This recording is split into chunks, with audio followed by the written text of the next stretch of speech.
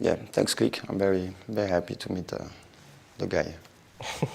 Il existe des nouvelles que l'on refuse instinctivement de croire, parce qu'elles arrivent sans prévenir. Parce qu'elles nous rappellent que même les artistes dont la musique semble éternelle restent, eux aussi, des êtres profondément humains.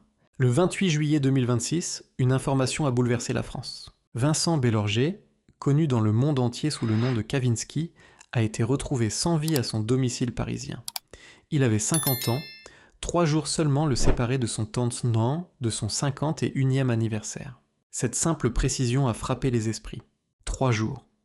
72 heures qui auraient dû conduire à une nouvelle célébration. Au lieu de cela, elles sont devenues le point de départ d'un immense hommage à un artiste qui a marqué toute une génération. Depuis cette annonce, une même question traverse les médias et les réseaux sociaux. Comment un musicien, qui semblait avoir retrouvé une place centrale dans le cœur du public, pouvait-il disparaître aussi soudainement ? Comment celui dont les compositions continuent d'accompagner des millions de personnes pouvait-il laisser un tel vide derrière lui ? À ce jour, les autorités poursuivent leur enquête afin d'établir les circonstances précises de son décès. Aucune conclusion officielle n'a encore été rendue publique. C'est pourquoi cette vidéo ne cherchera ni les rumeurs, ni les hypothèses. Aujourd'hui, il s'agit avant tout de rendre hommage à un artiste et de comprendre le parcours exceptionnel qu'il laisse derrière lui. Mais une autre question mérite d'être posée. Qui était réellement Vincent Bellorger ? Qui se cachait derrière ce nom de scène devenu mythique, derrière ces lunettes noires, cette silhouette discrète et cette musique capable de faire surgir, en quelques notes, des images de routes désertes, de néons et de nuits sans fin. C'est sans doute le plus grand paradoxe de son histoire. Des millions de personnes connaissent Nightcall. Beaucoup reconnaissent cette mélodie dès les premières secondes. Pourtant, très peu connaissent véritablement l'homme qui l'a composée. Contrairement à de nombreuses célébrités, Kavinsky n'a jamais construit sa réputation autour de sa vie privée. Il parlait peu de lui. Il préférait laisser ses créations raconter ce qu'il ressentait. Derrière le personnage mystérieux se trouvait un homme qui protégeait farouchement son intimité et qui semblait vouloir être jugé uniquement à travers son travail. Et c'est peut-être cette discrétion qui rend aujourd'hui son absence encore plus bouleversante. Nous avons l'impression de perdre quelqu'un que nous avons souvent écouté, mais que nous n'avons jamais vraiment connu. Comme si la musique avait toujours occupé toute la place, laissant volontairement son créateur dans l'ombre. Le destin ajoute une étrange résonance à cette histoire. Le personnage de Kavinsky était né d'un récit imaginaire où un homme semblait revenir des profondeurs de la nuit. Aujourd'hui, ce n'est plus la fiction qui parle, mais le souvenir d'un artiste dont les œuvres continueront longtemps à traverser le temps. Alors, avant d'évoquer l'héritage qu'il laisse à la musique française et internationale, il faut revenir au commencement. Car pour comprendre pourquoi la disparition de Kavinsky touche autant de personnes aujourd'hui, il faut d'abord découvrir qui était Vincent Bellorger, bien avant que le monde entier ne connaisse le nom de Kavinsky. Bien avant que son nom n'apparaisse sur les scènes du monde entier, il y avait un jeune homme discret nommé Vincent Bellorger. Il est né le 31 juillet 1975 en région parisienne et a grandi loin des projecteurs. Rien ne laissait penser que ce garçon deviendrait un jour l'une des figures les plus marquantes de la musique électronique française. Son enfance ne ressemble pas à ces histoires où tout semble écrit d'avance. Vincent n'est pas issu d'une famille du monde du spectacle. Son père travaille dans le commerce, sa mère est médecin anesthésiste. Il grandit dans un environnement stable où la musique est une passion personnelle plutôt qu'une évidence professionnelle. Très tôt pourtant, il développe une fascination pour les images. Les films américains des années 1980, les voitures de sport, les jeux vidéo, les bandes originales et les lumières des grandes villes nourrissent son imagination. Bien avant de composer une seule note, il construit déjà, sans le savoir, l'univers qui fera plus tard sa signature. Son parcours est loin d'être celui d'un prodige. Avant de vivre de sa passion, Vincent enchaîne plusieurs emplois ordinaires. Il travaille notamment dans le service client d'un opérateur téléphonique et occupe différents petits postes pour gagner sa vie. Comme beaucoup de jeunes de sa génération, il avance sans certitude, cherchant sa place, sans imaginer ce que l'avenir lui réserve. La musique reste pourtant toujours présente. Il apprend le piano en grande partie par lui-même et découvre progressivement les possibilités infinies des synthétiseurs. Ce ne sont pas les démonstrations techniques qui l'attirent, mais la capacité d'un simple son à raconter une histoire, à faire naître une émotion ou à évoquer un paysage. Une rencontre va ensuite jouer un rôle déterminant. Vincent se lie d'amitié avec Quentin Dupieux, futur réalisateur reconnu et musicien sous le nom de Monsieur Oizo. Tous deux partagent le même goût pour les univers décalés, le cinéma, l'humour absurde et la liberté de créer sans suivre les règles établies. Cette proximité influence profondément sa manière de concevoir l'art. Pour Vincent, une œuvre ne doit pas seulement être écoutée, elle doit aussi être vue, ressentie et imaginée. Cette vision explique pourquoi ses futures compositions donneront toujours l'impression d'accompagner un film, même lorsqu'aucune image n'apparaît à l'écran. Puis une idée va tout changer. Plutôt que de monter sur scène sous son véritable nom, Vincent décide de créer un personnage. Pas un simple pseudonyme, mais une identité complète, avec son propre univers, son propre style et même sa propre histoire. Ainsi naît Kavinsky. Selon cette fiction, un jeune homme au volant d'une Ferrari Testarossa disparaît dans un accident en 1986 avant de revenir des années plus tard, comme un être suspendu entre deux mondes. Cette histoire est imaginaire, mais elle devient le fil conducteur de toute son œuvre. À partir de cet instant, Vincent Bellorger choisit de s'effacer derrière sa création. Les lunettes noires, les ambiances nocturnes, les néons, les routes désertes et les synthétiseurs deviennent bien plus qu'une esthétique. Ils forment un langage immédiatement reconnaissable, capable de transporter l'auditeur dans un univers où la nostalgie et le mystère se rencontrent. À cette époque, personne ne pouvait encore imaginer que cette vision singulière dépasserait largement les frontières flandres-conteneurs françaises. Car quelques années plus tard, une chanson allait bouleverser sa vie et inscrire définitivement le nom de Kavinsky dans l'histoire de la musique contemporaine. Lorsque Kavinsky publie ses premiers EP au milieu des années 2000, les amateurs de musique électronique comprennent rapidement qu'un artiste différent est en train d'émerger. Ses compositions ne cherchent pas seulement à faire danser. Elles racontent des histoires, évoquent des routes désertes, des lumières de néon et une nostalgie qui semble venir d'un autre temps. Dès ses débuts, son univers est déjà reconnaissable entre tous. À cette période, la scène électronique française connaît un rayonnement exceptionnel. Daft Punk, Justice, Sébastien ou encore Mr. Oizo portent la French Touch à l'international. Kavinsky suit pourtant un chemin bien à lui. Là où d'autres privilégient l'énergie des clubs, lui compose comme un réalisateur construit un film, scène après scène. En 2010, tout bascule avec Nightcall. Le morceau est produit avec la participation de Guy Manuel de Homem Christo, membre de Daft Punk, tandis que Love for Kicks prête sa voix à cette mélodie à la fois froide, mystérieuse et profondément mélancolique. La chanson séduit immédiatement les passionnés de musique électronique, mais son destin va bientôt dépasser toutes les attentes. Quelques mois plus tard, le réalisateur Nicolas Winding Refn choisit Nightcall pour ouvrir son film Drive, avec Ryan Gosling. En quelques minutes, la musique et les images semblent fusionner. Les rues illuminées de Los Angeles, le conducteur silencieux et les premières notes du morceau créent une scène devenue culte. Pour des millions de spectateurs, il devient ensuite presque impossible d'entendre Nightcall sans revoir ce film. Le succès est immédiat et dépasse largement le cinéma. Des auditeurs du monde entier découvrent alors Kavinsky. Sans campagne spectaculaire ni exposition médiatique permanente, il devient l'un des visages les plus reconnaissables de la musique électronique française. Pour Vincent Bellorger, cette notoriété soudaine ne change pourtant pas sa manière d'être. Il reste fidèle à sa discrétion, continue de protéger sa vie privée et laisse son personnage occuper le devant de la scène. Cette fidélité à lui-même contribue autant à son image que sa musique. En 2013 paraît Outrun, son premier album. Plus qu'une simple collection de chansons, l'album prolonge l'univers imaginé depuis plusieurs années. Il confirme que Kavinsky n'est pas seulement l'auteur d'un immense succès, mais un artiste capable de construire une identité musicale complète. Pour beaucoup, Outrun devient une référence du mouvement synthwave moderne. Mais derrière cette réussite se cache un défi que peu d'artistes parviennent à surmonter. Lorsqu'une œuvre devient plus célèbre que son créateur, comment continuer à avancer sans rester prisonnier de son propre chef-d'œuvre ? C'est précisément cette question qui va marquer les années suivantes de la carrière de Kavinsky. Après Outrun, beaucoup imaginent que Kavinsky va enchaîner les albums et profiter de l'immense succès de Nightcall. Tout semble réuni pour faire de lui une figure incontournable de la musique électronique mondiale.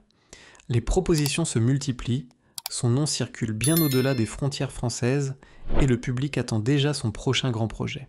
Pourtant, Vincent Belorgé prend une direction que peu d'artistes auraient osé choisir. Au lieu de répondre à cette attente par une succession de nouveaux albums, il ralentit. Les années passent et Kavinsky se fait de plus en plus discret. Cette absence intrigue autant qu'elle surprend, d'autant que beaucoup pensent alors qu'il suffirait de reproduire la recette de Nightcall pour retrouver le même succès. Mais Vincent ne semble jamais avoir voulu fonctionner de cette manière. Dans plusieurs entretiens, il explique qu'il ne souhaite pas créer de la musique simplement pour rester présent. Il préfère attendre le bon moment, retrouver une véritable envie de composer et proposer quelque chose qui lui ressemble, plutôt que de céder à la pression du marché. Ce choix révèle une facette importante de sa personnalité. Derrière le personnage mystérieux se cache un artiste exigeant, davantage préoccupé par la sincérité de son travail que par la course aux tendances. Pour lui, le temps passé loin des projecteurs n'est pas un échec. C'est une façon de préserver sa liberté de création. Pendant cette période, il ne disparaît pourtant pas complètement. Certaines de ses compositions continuent de vivre à travers le cinéma, les jeux vidéo, les publicités et les plateformes musicales. Son univers influence également une nouvelle génération d'artistes séduits par cette esthétique mêlant synthétiseurs, nostalgie et images cinématographiques. Sa discrétion s'étend aussi à sa vie personnelle. Contrairement à de nombreuses personnalités, Vincent Belorgé ne transforme jamais son intimité en sujet médiatique. Aucune communication soigneusement orchestrée, aucune mise en scène de son quotidien, très peu de confidences sur ses relations ou sa famille. Cette réserve nourrit parfois la curiosité, mais elle reflète surtout une volonté constante de séparer l'homme de l'artiste. Au fil des années, cette attitude finit même par renforcer son image. Le public connaît parfaitement Kavinsky, mais connaît très peu Vincent. Cette frontière qu'il a toujours protégée lui permet de conserver une forme de liberté devenue rare dans le monde du spectacle. Puis, après près de 9 années sans nouvel album, un signe attendu apparaît enfin. En 2022, Kavinsky revient avec Reborn. Le titre de cet album semble presque symbolique. Il ne s'agit pas de répéter le passé, mais d'ouvrir un nouveau chapitre. Les sonorités restent fidèles à son identité, tout en laissant davantage de place aux collaborations et à une écriture plus mature. Ce retour est accueilli avec enthousiasme. Les critiques saluent un artiste qui n'a pas cherché à suivre les modes, mais à évoluer sans trahir ce qui faisait sa singularité. Kavinsky prouve alors qu'il est possible de revenir après une longue absence sans renoncer à son identité. Mais personne ne pouvait imaginer que cette renaissance artistique allait conduire, quelques années plus tard, à l'un des moments les plus émouvants de toute sa carrière, devant des millions de téléspectateurs réunis pour célébrer la France. Lorsqu'en 2022, Reborn marque le retour de Kavinsky, beaucoup y voient bien plus que la sortie d'un nouvel album. Après près de 9 années de silence, Vincent Belorgé démontre qu'il n'a pas perdu ce qui faisait sa force. Son univers est toujours là, mais il paraît plus apaisé, plus mature. Il ne cherche plus à recréer exactement les émotions d'Outrun, il préfère écrire un nouveau chapitre de son histoire. Cette évolution est loin d'être anodine. De nombreux artistes restent prisonniers du succès qui les a rendus célèbres. Kavinsky, lui, accepte de prendre un risque, conserver son identité tout en faisant évoluer son langage musical. Une décision qui témoigne d'une véritable fidélité à sa vision artistique. Puis arrive l'été 2024. La France accueille les Jeux Olympiques de Paris, un événement suivi par des centaines de millions de téléspectateurs à travers le monde. Lors de la cérémonie de clôture, un moment inattendu vient rappeler à quel point certaines œuvres traversent les générations. Les premières notes de Nightcall résonnent dans le Stade de France. Aux côtés d'Angèle et du groupe Phoenix, Kavinsky retrouve soudain le devant de la scène. Pendant quelques minutes, ce morceau né 14 ans plus tôt redevient l'une des bandes-sons de la France contemporaine. L'instant dépasse largement le cadre d'une simple performance musicale. Pour les plus jeunes, c'est la découverte d'un artiste emblématique. Pour ceux qui avaient connu Drive lors de sa sortie, c'est un retour chargé de souvenirs. Et pour beaucoup de Français, cette prestation symbolise aussi la capacité de la création française à continuer d'inspirer le monde. À cet instant, personne n'imagine qu'il s'agira de l'une de ses dernières grandes apparitions publiques. Avec le recul, ces images prennent aujourd'hui une dimension différente. Elles montrent un artiste debout devant son public, porté par une chanson devenue intemporelle, sans que personne ne sache encore combien ce moment allait devenir précieux. Quelques mois plus tard, la nouvelle de sa disparition bouleverse profondément le monde de la musique. Très vite, Nightcall retrouve une place particulière dans le cœur des auditeurs. Beaucoup réécoutent le morceau, non par nostalgie uniquement, mais comme une manière de remercier celui qui l'avait composé. Une chanson écrite des années auparavant devient alors un lien silencieux entre l'artiste disparu et ceux qui continuent de l'écouter. C'est peut-être cela, la véritable force d'une œuvre. Elle continue de vivre lorsque son créateur n'est plus là pour la défendre. Elle accompagne encore les souvenirs, les voyages de nuit, les instants de solitude ou les moments de joie. Elle traverse le temps sans demander la permission. Vincent Bellorgey avait imaginé Kavinsky comme un personnage évoluant entre l'ombre et la lumière. Ironie de l'histoire, c'est exactement ainsi que le public semble aujourd'hui se souvenir de lui. Un homme resté discret toute sa vie, mais dont la musique continue d'illuminer la mémoire de millions de personnes. Et lorsque l'émotion laisse peu à peu place au souvenir, une dernière question s'impose. Quel héritage laisse réellement Kavinsky à la musique française et pourquoi son nom continuera-t-il sans doute d'être cité bien longtemps après que les projecteurs se sont éteints? Lorsque l'émotion des premiers jours commence à s'apaiser, il reste une question essentielle. Que laisse réellement Kavinsky derrière lui? Est-il simplement l'auteur d'un morceau devenu culte, ou son héritage est-il bien plus vaste que cela? Plus on regarde son parcours, plus la réponse devient évidente. Vincent Bellorgey n'a jamais été l'artiste le plus médiatique de sa génération. Il ne recherchait pas les polémiques, ne multipliait pas les apparitions publiques et ne faisait pas de sa vie privée un outil de communication. Pourtant, sans parler constamment de lui, il a réussi ce que beaucoup poursuivent toute une carrière, créer un univers immédiatement reconnaissable. En quelques secondes, une ligne de synthétiseur suffisait à évoquer son nom. De nombreux musiciens, réalisateurs et créateurs de contenu continuent de s'inspirer de cette esthétique qu'il a contribué à populariser. Son travail a rappelé qu'une musique électronique pouvait raconter une histoire, provoquer une émotion profonde et dialoguer naturellement avec le cinéma. Il a également laissé une autre leçon, plus discrète mais tout aussi importante. À une époque où tout semble devoir être montré, commenté et partagé, Vincent Bellorgey a choisi une autre voie. Il a protégé sa vie personnelle jusqu'au bout et a toujours laissé son œuvre parler avant sa personne. Cette fidélité à lui-même explique sans doute pourquoi le public éprouve aujourd'hui un respect si profond à son égard. Concernant les circonstances de sa disparition, les autorités n'ont pas encore communiqué de conclusion officielle au moment où cette vidéo est réalisée. Par respect pour sa mémoire et pour ses proches, il est essentiel de laisser le temps aux faits d'être établis. L'héritage d'un artiste mérite mieux que des suppositions. Ce qui compte aujourd'hui, c'est ce qu'il nous a transmis durant plus de 20 ans de création. Car au fond, la véritable mesure d'une carrière ne se résume pas aux récompenses ou aux chiffres. Elle se lit dans les émotions que l'on laisse derrière soi, dans ces chansons que l'on continue d'écouter des années plus tard, dans ces instants où quelques notes suffisent à faire renaître un souvenir, un voyage, une rencontre ou une période de notre vie. C'est sans doute pour cette raison que Nightcall résonne aujourd'hui d'une manière différente. La chanson n'a pas changé, les notes sont les mêmes, pourtant chacun les écoute désormais avec une émotion nouvelle, parce qu'elle porte aussi la mémoire de celui qui leur a donné naissance. Vincent Bellorgey s'est éteint, mais Kavinsky continuera sans doute d'accompagner encore longtemps les nuits de ceux qui aiment sa musique. Et c'est peut-être cela, la plus belle victoire qu'un artiste puisse espérer.